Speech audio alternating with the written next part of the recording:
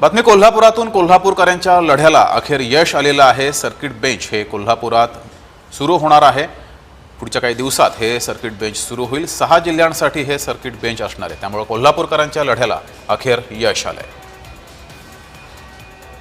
इथला आढावा घेतला आमचे प्रतिनिधी अमरसिंह पाटील यांनी। पाहूयात। गेल्या कित्येक वर्षापासून कोल्हापूरकरांची जी इच्छा होती किंवा जो संघर्ष होता तो आता एक पूर्णत्वाला जाताना दिसतोय। कोल्हापूरमध्ये सर्किट बेंच व्हावी यासाठी कित्येक आंदोलन उभा केली, कित्येक मोर्चे निघाले।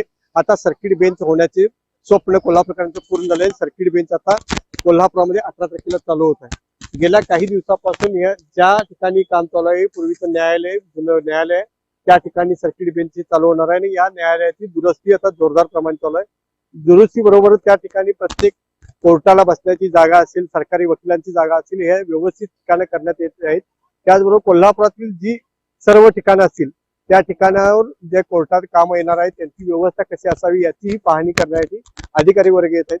त्याचबरोबर कोल्हापुरातील सर्व न्यायालयाचे प्रक्रियेचे मुंबई हायकोर्टामध्ये जे असलेले काम आहेत ती आता कोल्हापुराच्या या सर्किट बेंचकडे वर्ग करण्यासाठी तेथील कामं आता कोल्हापुरात येत आहेत आणि त्याचबरोबर कोल्हापुरातील सर्वात जास्त असणारी कामं ही आता सर्किट बेंचला आहेत। कोल्हापूर, सांगली, सातारा, सोलापूर, सिंधुदुर्ग आणि रत्नागिरी या 6 जिल्ह्यांसाठी हे सर्किट बेंच येत आहे। याची पाहणी करण्यासाठी अधिकारी वर्ग येत आहे। त्याचबरोबर प्रत्येक ठिकाणी या लवकरात लवकर काम व्हावं आणि त्याचबरोबर हे काम व्यवस्थित व्हावं यासाठीही इथं चोख बंदोबस्त ठेवण्यात आलेला आहे।